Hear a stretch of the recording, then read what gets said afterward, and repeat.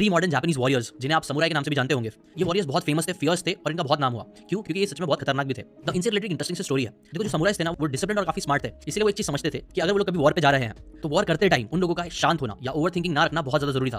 For example, अगर एक दुश्मन उनके सामने आ रहा है जो उनको मारने वाला है और उस टाइम पे वो लोग ओवर थिंकिंग करने लग जाएंगे कि यार ये जो दुश्मन आ रहा है इसकी तलवार कितनी बड़ी है, ये मुझे यहाँ से मारेगा या वहां से मारेगा, ऐसे वो लोग लड़ते टाइम अगर सोचने लग जाते, ओवर थिंक करने लग जाते, तो ये चीज उन लोगों के लिए जानलेवा हो सकती थी और होती भी थी। इसलिए फिर समुराइज ने ज़ेन बुद्धिज्म से एक कॉन्सेप्ट सीखना स्टार्ट किया जिसे बोलते हैं मुशिन। मुशिन बेसिकली एक नो माइंड एम्प्टी स्टेट होता है, या फिर आप बोल सकते हो माइंड विदाउट माइंड वाला स्टेट होता है, जहां एक इंसान अपने सभी थॉट्स, एंगर, फियर, ईगो और सभी डिस्ट्रैक्शन से दूर रहता है। इस स्टेट में एक इंसान इंस्टेंट के बेस पे एक्शंस ले पाता है बिना किसी हेजिटेशन या ओवरथिंकिंग के। ये चीज समुराइज को सीखना बहुत इंपॉर्टेंट लगी और उन्होंने सीखा भी, जो वन ऑफ द रीजन भी था जिसकी वजह से समुराइज और ज्यादा फेमस हुए। अब मुशिन जितना समुराइज के लिए सीखना जरूरी था, मुझे लगता है आज के टाइम पे हमारे आपके लिए भी ये सीखना बहुत जरूरी है, बिकॉज हम लोग भी ओवरथिंकिंग और डिस्ट्रैक्शन के प्रॉब्लम में बहुत फंस चुके हैं। मुशिन को मैंने एक एक्रोनिम बना दिया है, जो एक्रोनिम में don't believe everything you think के 6 इंपॉर्टेंट लेसन छुपे हुए हैं, जो एक एक करके आज के वीडियो में आपको बताऊंगा। ये 6 लेसन अगर आप सीख लोगे तो आपको मुशिन भी समझ में आ जाएगा और आपकी ओवरथिंकिंग जो प्रॉब्लम है वो भी ऑलमोस्ट खत्म हो जाएगी। So now let's start. चलो आपसे क्वेश्चन पूछता हूं, ज्यादा सोचना मत और फौरन आंसर देना। आप महीने के कितने पैसे कमाना चाहते हो? ठीक है, अब एक काम करना, आपने सोच लिया, चाहिए तो कमेंट में लिख दो कितना पैसा कमाना चाहते हो, बिना ज्यादा सोचे। ठीक है, अब मैं आपको बोलता हूं कि ये पैसे आप कैसे कमा सकते हो, इसके बारे में सोचना स्टार्ट करो। चाहिए तो वीडियो को थोड़ा सा पॉज कर लो और थोड़ा सा सोचो।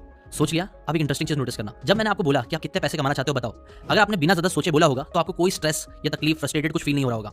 बट जैसे ही आपने उसके बारे में सोचना स्टार्ट किया होगा कि यार जो मैंने लाखों रुपए, करोड़ रुपए का सपना देखा है उसको मैं कैसे करूंगा, जैसे आप थिंकिंग मोड पे आ गए होंगे तब आपको धीरे धीरे थोड़ा सा प्रेशर फील होना स्टार्ट हुआ होगा। अब अगर मैं आपको बोलूं कि वीडियो बंद कर दो, बस आधे घंटे के लिए, 1 घंटे के लिए सोचते रहो इस बारे में कि आप कैसे आप उन पैसों को कमा सकते हो, तो ट्रस्ट मी आधे 1 घंटे बाद आप बहुत ज्यादा स्ट्रेस, बर्नआउट या फ्रस्ट्रेटेड फील कर सकते हो। और ऐसा ही होता है। और यहीं पे आता है हमारा पहला कॉन्सेप्ट मोमेंटम का, जो आपको सीखना चाहिए।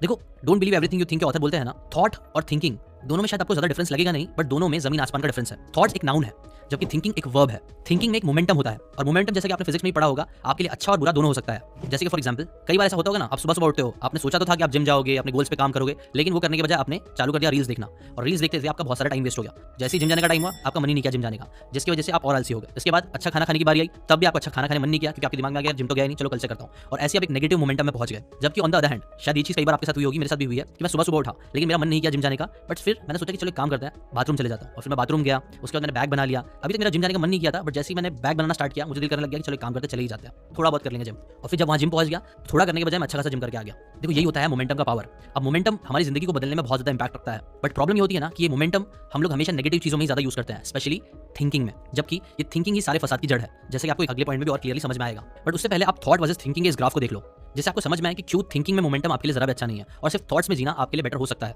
अब आते हैं मुशिन के यू के लिए, जो स्टैंड करता है अनबायस्ड के लिए। अच्छा, इमेजिन करो आप एक पार्टी में गए हो, आप एंजॉय कर रहे हो अपने दोस्तों के साथ, अपनी गर्लफ्रेंड, अपनी बीवी या घर वालों के साथ, बट फिर सडनली आपको एक फोन आता है। ये फोन आपके बैंक से होता है। बैंक वाला आपको फोन करके बोलता है कि आपका अकाउंट हैक हो चुका है, जिसकी वजह से किसी इंसान ने आपके बहुत अच्छे खासे पैसे लूट लिए हैं, आपके साथ स्कैम हो गया है। अब ऐसे सिचुएशन में क्या होगा? सडनली वो पार्टी जो आप बहुत ज्यादा एंजॉय कर रहे थे, मजे कर रहे थे, डांस कर रहे थे, वो फीकी लगने लगेगी। आपका डांस करने का मन नहीं करेगा, आपका दिमाग चलने लग जाएगा, आप थिंकिंग में घुस जाओगे कि यार अब क्या होगा, मेरे पैसे वापस मिलेंगे कि नहीं मिलेंगे, किसने चोरी कर लिया, आप फ्रस्ट्रेटेड हो गए ना। नोटिस करने वाली बात यह है कि पार्टी अभी भी सेम है, बाकी सारे लोग अभी भी एंजॉय कर रहे हैं, लेकिन आपकी दुनिया पूरी तरीके से बदल चुकी होगी। क्यों? बिकॉज एक चीज बदल गई है, अब आप थॉट से हटके थिंकिंग में घुस चुके हो। बुद्धिस्ट लोगों में कहावत है, वो बोलते हैं ना कि जब भी कोई नेगेटिव एक्सपीरियंस या इवेंट हमारे जिंदगी में होता है, ये ऐसे ही है जैसे 2 शार्प एरोज हमारी तरफ आ रहे हैं, जिसमें से एक एरो पहला हमें लग जाता है जब फिजिकल इवेंट होता है, बट फिर दूसरा एरो जो होता है वो इमोशनल एरो होता है, जो पहले वाले से ज्यादा प्रॉब्लम देता है और हमें ज्यादा टाइम तक तकलीफ देता रहता है। लेकिन अच्छी बात यह है ना कि जो सेकंड एरो है वो ऑप्शनल होता है। ये हम पे डिपेंड करता है कि उस सेकंड एरो को हम कितने देर तक अपने आप को तकलीफ देने देते हैं। कई बार देखना, फिजिकली रियलिटी लोगों की नहीं बदलती है, बट वो इवेंट से रिलेटेड हम क्या चीजें सोचने लग जाते हैं, वो चीजें हमारी लाइफ बदलती है। मुशिन का जो यू है वो अनबायस्ड के लिए स्टैंड होता है, और वो हमें ये बोलता है ना, इवेंट्स को पकड़ के हमें थिंकिंग मोड में नहीं जाना चाहिए, क्योंकि ऐसा भी हो सकता है कि जो कॉल आया था वो फ्रॉड था, या फिर ऐसा भी हो सकता है कि पार्टी एंजॉय करने के बाद वही इंसान बैंक वाले से जाके बातें कर ले और उसके पैसे रिकवर कर ले, जो रिकवर हो भी जाए। और ना भी हो तो भी थिंकिंग करने से कुछ फायदा होने वाला है नहीं। ऑथर बोलते हैं ना कि कोई भी इवेंट जो होता है ना, उसे हर इंसान अलग तरीके से देखता है। जैसे कि फॉर एग्जांपल, इवेंट छोड़ो, अगर आप पैसे को लेकर भी अगर आप 100 लोगों से पूछोगे कि पैसा उनके लिए एग्जैक्टली क्या मीनिंग रखता है, पैसे को लेकर उनकी क्या इमोशंस है, तो वो 100 लोगों के 100 डिफरेंट इमोशंस और बातें और मीनिंग निकलेगी पैसे को लेकर। ऐसे ही हर इंसान अलग अलग गॉगल्स पहन के दुनिया को देखता है। और अगर आप भी ऐसा चश्मा पहन लो जहां आप अनबायस्ड रहो, जो भी इवेंट आपके साथ होता है उसे आप ना ही ज्यादा पॉजिटिव या ना ही ज्यादा नेगेटिव मीनिंग दो, तो आपकी जिंदगी बेटर हो सकती है और आप ओवर थिंकिंग को कम कर सकते हो। अब ये कैसे एग्जैक्टली करना है वो समझने के लिए हम आते हैं मुशिन के एस, जो स्टैंड करता है स्टिलनेस के लिए। इमेजिन करो कि आप एक जंगल से गुजर रहे हो, आप जंगल को काफी एंजॉय कर रहे हो, घूम रहे फिर रहे हो, बट फिर सडनली थोड़ा कीचड़ जैसा आने लग जाता है आपके पैर में। बट जैसे जैसे आप कदम बढ़ाते रहते हो, ये कीचड़ जो है वो और बढ़ने लग जाता है, और देखते ही देखते आप रियलाइज करते हो कि अब आप दलदल में फंस चुके हो। अब ऐसे सिचुएशन में आप क्या करोगे? वेल, मैक्सिमम लोग सबसे पहले यहाँ पे पैनिक करेंगे, वो हाथ पैर मारने लग जाएंगे, भागने की कोशिश करने लग जाएंगे। लेकिन अगर आपने बचपन में बेयर ग्रिल्स देखा था डिस्कवरी पे, तो आपको एक चीज याद होगी कि अगर दलदल जैसी जगह पे अगर आप फंस जाते हो, तो जितना आप हाथ पैर मारने की कोशिश करोगे उतना ज्यादा चांसेस है कि आप और अंदर घुसते जाओगे। जबकि अगर आपको वहां से निकलना है तो बेटर यह है कि आप शांत हो जाओ, अपने आप को टाइम दो और बॉयंसी को काम करने दो, और उसके बाद धीरे धीरे करके बाहर निकल जाओ। कई बार जब इंसान के साथ कोई बुरा इवेंट होता है या कुछ भी बुरा होता है, तो वो उसके बारे में बहुत ज्यादा सोचने सोचने लग जाते हैं, तब लोग या मोटिवेशनल वीडियोस या कई सारे लोगों ने बोलते हैं कि थिंक पॉजिटिव। बट आपने भी नोटिस करा होगा पॉजिटिव सोचना उस बुरे वक्त में काफी ज्यादा मुश्किल होता है। तो वो टाइम पे हमें क्या करना है, इसलिए ऑथर बोलते हैं वो टाइम पे पॉजिटिव आपको नहीं सोचना है, बल्कि वो टाइम पे आपको स्टिलनेस के कॉन्सेप्ट को फॉलो करना है, जहां पे आपको पॉजिटिव सोचने पे फोर्स नहीं करना है, इनफैक्ट आपको कुछ नहीं करना है। फॉर एग्जाम्पल, अगर मैं आपको एक बाउल में गंदा पानी ला के दूं जिसमें बहुत सारी मिट्टी है और मैं आपको बोलूं इसको आपको साफ करना है, तो इसे साफ करने के लिए अगर आप हाथ पैर मारने लग जाओ, अपनी उंगली से बार बार करके छोटे छोटे डर्ट पार्टिकल्स निकालने लग जाओ, तो पानी साफ होने के बजाय और गंदा आपको दिखने लगेगा, आप फ्रस्ट्रेट हो जाओगे और शायद ही पानी साफ कर पाओगे। लेकिन अगर आप उस टाइम पे कुछ भी नहीं करोगे और जो डर्ट है पानी में उसको सिर्फ टाइम दोगे, तो अपने आप जो डर्ट होगी वो नीचे बैठ जाएगी। ऐसे ही जब भी आपके साथ कोई नेगेटिव सिचुएशन होती है, स्ट्रेस वाली सिचुएशन होती है, तब हमारा नेचुरल इंस्टिंक्ट होता है फाइट और फ्लाइट, मतलब एक्शन लेना, कुछ ना कुछ तो करना। लेकिन कुछ ना कुछ करना ऐसा ही है जैसे मिट्टी से भरे पानी को हाथ से साफ करने की कोशिश करना, जबकि हमें उस टाइम पे सिर्फ न्यूट्रल स्टेट में आना है और एक टाइम बाद अपने आप ही हमारा जो नेगेटिव इमोशन है वो पास होने लगेंगे और हम बेटर फील करने लगेंगे। यूजुअली लोगों को जब गंदा फील होता है तो वो लोग ऐसा हाथ पर मारने की कोशिश करते हैं, कुछ ना कुछ करने का ट्राई करते हैं, कोई वीडियो देख लो, कुछ तो कर लो, बट ये बिल्कुल ऐसा ही है जैसे उस गंदे पानी को अपने हाथ से साफ करने की कोशिश करना। तो ट्रस्ट मी, नियरली इंपॉसिबल होता है। बेटर ये है कि आप उस टाइम पे सिर्फ अपने आप को टाइम दो। अब मैं इसका मतलब ये बोल रहा हूँ कि आप एक रोबोट जैसे बन जाओ जिसके अंदर इमोशंस ही ना हो और जो कभी कुछ ना फील करे और कुछ ना करे जिंदगी में, ना खुश रहे ना सैड।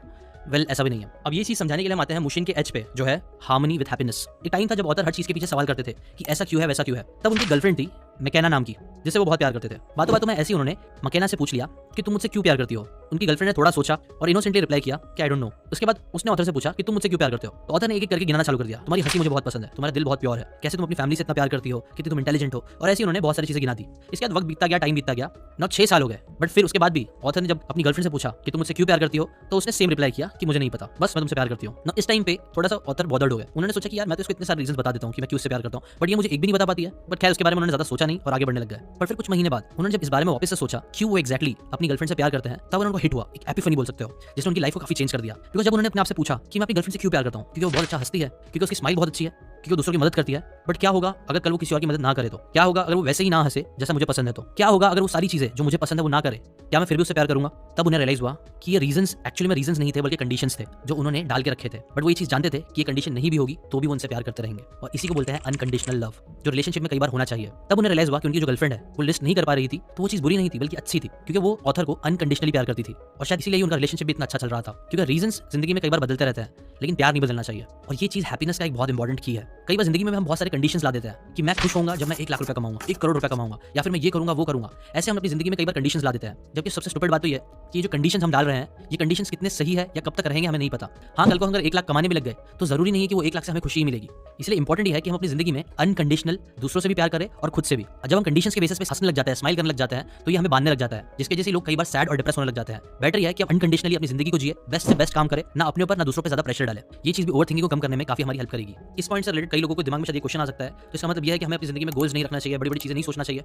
नहीं, ऑथर बोलते हैं गोल्स होने चाहिए, लेकिन गोल्स 2 टाइप के होते हैं। एक होता है इंस्पिरेशनल गोल्स और दूसरा होता है डेस्पिरेशन गोल्स। कई बार हमें ना यूट्यूब पे कोई वीडियो देख लेते हैं, कोई भी चीज देख लेते हैं, और फिर हमारा मन करता है कि यार ये 1 करोड़ कमाना है तो मुझे भी 1 करोड़ कमाना चाहिए। ये अगर यूट्यूब वीडियो क्रिएट कर रहा है तो मुझे भी यूट्यूब वीडियोस क्रिएट करना चाहिए। ये अगर बिजनेस कर रहा है तो मुझे भी बिजनेस करना चाहिए, और 1 करोड़ क्या 10 करोड़ कमाना चाहिए। और फिर ऐसे जोश में आके हम लोग गोल सेट करते हैं, जिसे ऑथर बोलते हैं डेस्पिरेशन गोल्स। ऐसी हेल्थ की बात करें तो हेल्थ में भी लोग डेस्पिरेशन वाले गोल्स कर लेते हैं कि यार मैं बहुत मोटा हो गया हूँ, चलो अपना 10 किलो कम करके दिखाऊंगा।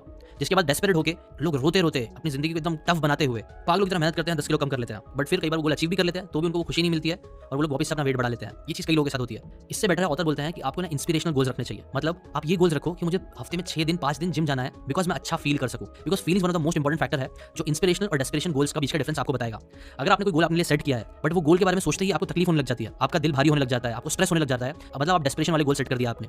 बट जब आप इंस्पिरेशन वाले गोल सेट करते हो तो आपको लाइट फील होता है, आप अच्छा फील करते करते काम करते हो, बिकॉज तब आप रिजल्ट्स पे नहीं बल्कि एक्शंस पे फोकस करते हो, उसे एंजॉय करते हुए। और यही चीज आपको करनी है। आप खुद इमेजिन करो, कई बार एक लड़का होगा जो बहुत अच्छा दिखता है, हर चीज परफेक्ट है, लेकिन वो एक लड़की से पसंद करता है और उसे डेस्परेटली प्यार करता है, और उसके पीछे डेस्पो की तरह घूमता रहता है, उसको बोलता है please please I love you, I want to be with you, और एकदम पूरा डेस्परेशन दिखाता रहता है और डेस्परेट होकर उसके पीछे जाता है। आपको लगता है वो लड़का लड़की को पसंद आएगा? वेल, पसंद आता भी होगा तो भी शायद नहीं पसंद आएगा, क्योंकि वो बहुत ज्यादा डेस्परेट है। डेस्परेशन किसी को भी नहीं पसंद आता है। इसलिए आप डेस्परेशन से हटके इंस्पिरेशन की तरफ जाओ, लोगों से इंस्पायर हो। ये सिंपल सा डिफरेंस आपकी एनर्जी बदलेगा, आपकी फीलिंग्स को बदलेगा, और आपकी ओवरथिंकिंग को भी कम कर देगा। और इसी से आता है लास्ट मोशन का एंड, जो है नेवर एंडिंग इमोशंस। देखो ऑथर बताते हैं हमारे जो इमोशंस है ना वो पेंडुलम की तरह होते हैं। पेंडुलम के एक साइड पे है आपका थॉट, जो जब भी आपको आते रहेंगे आप अच्छा फील करते रहोगे, लेकिन वो पेंडुलम जो एक साइड आया तो दूसरी साइड भी जाएगा ही जाएगा, और जब वो दूसरी साइड जाएगा तब आप थिंकिंग में घुस जाओगे। अब ये चीज बताना जरूरी है, बिकॉज आपने वीडियो देख लिया है, अब आप सोचोगे कि यार बस अब मैं थिंकिंग करूंगा ही नहीं, मैं सब कुछ बंद कर दूंगा। बट ऐसा नहीं होगा। अभी भी आपका जो पेंडुलम है वो थॉट और थिंकिंग के बीच में जाता ही रहेगा। आपके इमोशंस यहाँ से वहाँ होते ही रहेंगे, क्योंकि हम ह्यूमंस हैं, इसलिए हमें उससे परेशान नहीं होना चाहिए। और याद रखना चाहिए कि हमारे इमोशंस ऊपर नीचे होते रहेंगे, बस हमें ट्राई करना है कि हम थिंकिंग से हटके जितना हो सके उतना थॉट्स में रहे, अच्छी फीलिंग्स में रहे, अच्छा फील करते हुए जिए। उससे ही हमारी ओवर थिंकिंग भी कम होगी और हमें जिंदगी में रिजल्ट्स भी ज्यादा मिलेंगे। इससे रिलेटेड एक स्टोरी भी है, ग्रेट हाउडिनी की स्टोरी, जो कि बहुत ही फेमस मैजिशियन थे। कहानी कुछ ऐसी है कि यार हाउडिनी जो थे ना, उनको आप कैसा भी बांध दो, जंजीरों से जकड़ दो, ताला लगा दो, समुद्र में फेंक दो, वो है ना उस ताले को खोल के निकल ही जाएंगे। सकेंगे। बोला जाता था यार कोई भी ऐसा लॉक नहीं है जो होडीनी को बांध के रख सकता है। बट फिर एक बार क्या हुआ कि उन्हें एक प्रिजन में भेजा गया एज अ चैलेंज, जहां से उन्हें प्रिजन के जेल को ब्रेक करके आना था, निकलना था बेसिकली ताला खोल के। अब इस बार भी होडीनी तो एकदम कॉन्फिडेंस में वहां पे चले गए, बट फिर जब वो वहां पे पहुंचे तो उन्हें रियलाइज हुआ कि वो ना हमेशा अपने साथ एक तार जैसा रखते थे जिससे वो लॉक को खोलते थे। गलती से उनका जो तार थी वो उनसे कहीं मिस हो गई थी, और ये जो दरवाजा था जेल का वो थोड़ा अलग सा ही था। उनके पास और भी कुछ टेक्निक थी ताला तोड़ने की, बट वो बहुत ज्यादा ट्राई करने के बाद भी, जेल को झटकने के बाद भी दरवाजा नहीं खुल रहा था। इसके बाद उनके पसीने छूटने लग गए। यूजुअली वो आधे घंटे के अंदर ही सारे लॉक्स तोड़ देते थे, बट यहाँ पे घंटों बीत गए और वो लॉक नहीं तोड़ पाए। वो वहाँ पे फ्रस्ट्रेट होने लग गए। वो सोचने लग गए कि यार अब तो उनकी बहुत बदनामी होगी, बेइज्जती होगी और बहुत सारी चीजें होगी। वो ऐसी अपनी थिंकिंग में फंस चुके थे। उनकी जिंदगी उनको लगा था उजड़ जाएगी, क्योंकि उनका नाम खराब हो जाएगा और सब उनका मजाक उड़ाएंगे, उन पे हंसेंगे। और फिर ऐसे ही करके जब वो वापस से दरवाजे के पास गए जेल के, और उसको उन्होंने थोड़ा सा धक्का मारा तो सडनली वो जेल का दरवाजा खुल गया। बात ये थी कि वो जेल पे ताला लगा हुआ ही नहीं था, जेलर उसे बंद करना भूल गया था या क्या हुआ था पता नहीं, वो डोर अपने आप खुल गया। अब स्टोरी से लेसन सीखने वाला ये है ना कि आप कितने भी एक्सपर्ट हो, आपको कितनी भी चीजें पता रहे, अगर एक बार आपने अपने दिमाग पे ताला लगा दिया, आपने अपने दिमाग से हार मान लिया कि आप कोई चीज नहीं कर सकते हो, तो अगर सामने दरवाजा खुला हुआ भी रहेगा तो भी आपको लगेगा वो बंद है, उससे पार आप नहीं जा सकते हो। इसलिए अपने दिमाग पे ताला लगाना बंद करो। मैंने अपने पिछले वीडियो में बताया था कि लोगों ने ना आजकल पुअर और मिडिल क्लास लोगों ने 7 अलग अलग टाइप के ताले अपने दिमाग में लगा के रखे हैं, जिसकी वजह से वो लोग रिच नहीं बन पा रहे हैं या फिर टॉप 1% में नहीं आ पा रहे हैं। जिसमें से एक ताला था ओवर थिंकिंग का ताला। ना होपफुली आज के वीडियो में मैंने आपको उस ताले की चाबी तो दे दी है, मैंने बता दिया कैसे आप उस ताले को खोल सकते हो। बाकी बचे 6 ताले जो है वो कौन से है वो जानना चाहते हो तो आप ये वाला वीडियो देख लो जो आपको स्क्रीन पे दिख रहा है। पिछले वीडियो में मैंने जितनी भी प्रॉब्लम्स बताई थी जो मैक्सिमम लोगों को रिच बनने नहीं दे रही है, अगर आप चाहते हो उस सीरीज को मैं आगे बढ़ाऊं और वीडियोस क्रिएट करूं बाकी प्रॉब्लम से रिलेटेड, तो कमेंट जरूर कर देना।